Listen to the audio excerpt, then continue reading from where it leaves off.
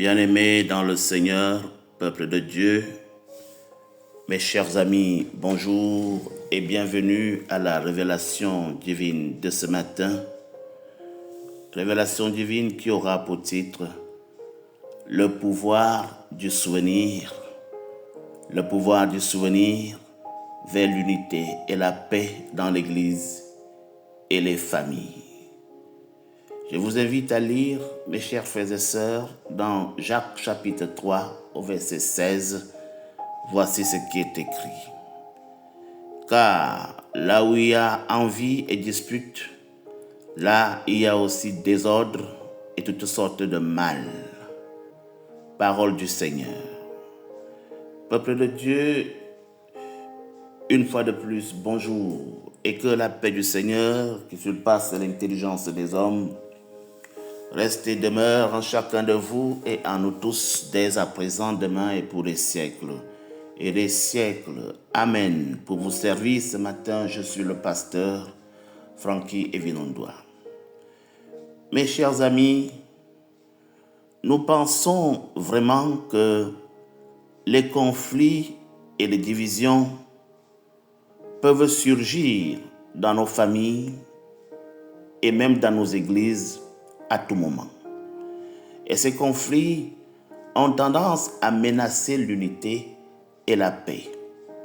Cependant, le fait de se souvenir des actions d'autrefois peut nous rappeler des moments où nous étions unis, des moments où nous fonctionnions harmonieusement. Dans la révélation divine de ce matin, le Seigneur voudrait nous amener à explorer comment les images et les souvenirs d'autrefois peuvent nous pousser à l'action, peuvent nous pousser à la réconciliation ou même à la reconsidération, à la paix et même à l'épanouissement dans nos églises et dans nos familles.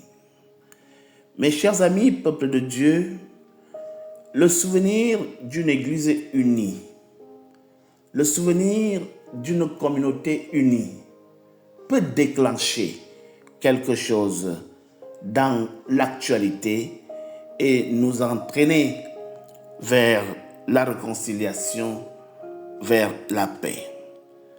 Les souvenirs d'une église unie peuvent nous inspirer à travailler vers la réconciliation en effet et peut-être vers l'unité.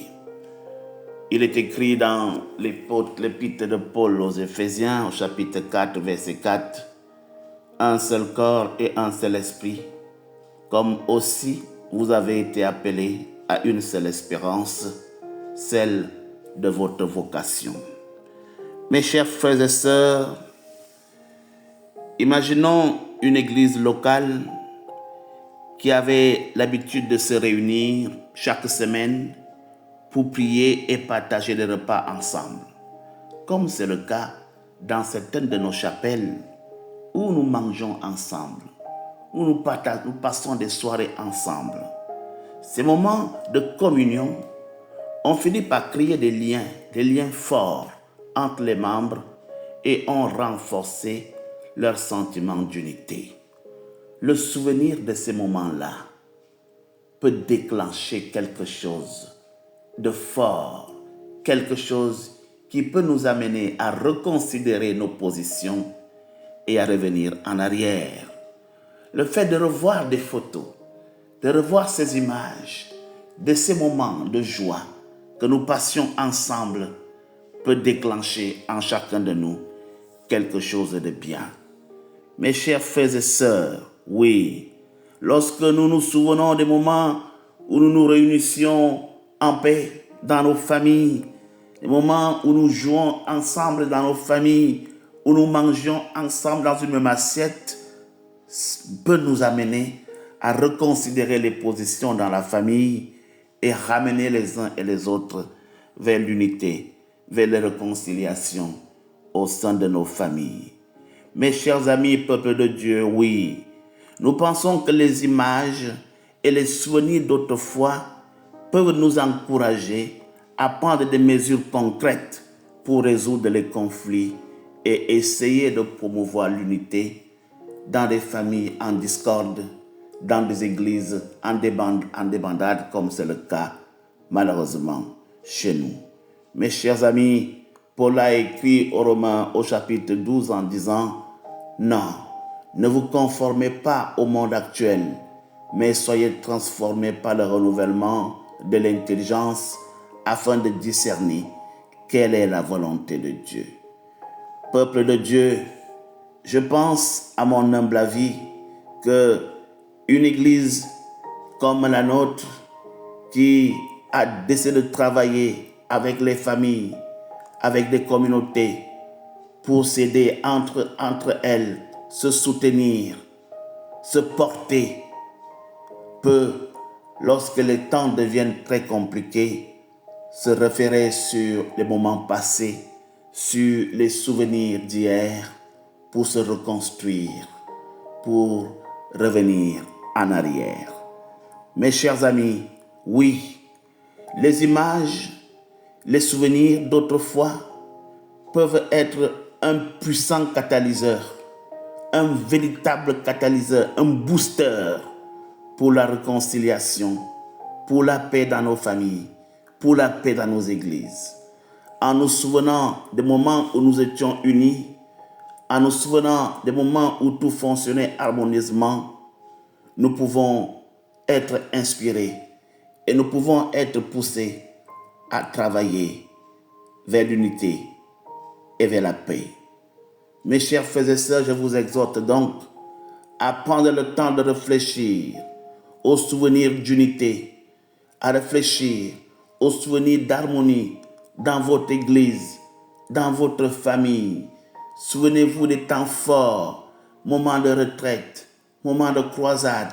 Souvenez-vous de ces moments de joie que nous avons passés ensemble et revenez en arrière. Je vous invite à identifier les étapes concrètes que vous pouvez prendre pour promouvoir l'unité et la paix. Je vous invite à vous engager, à travailler ensemble pour résoudre les conflits et promouvoir l'unité dans vos familles. Mes chers amis, chacun de nous a dans sa tête un souvenir marquant, un souvenir qui est capable de faire en sorte qu'on revienne sur nos pas pour que l'amour qui nous unissait hier, la joie qui était la nôtre, revienne.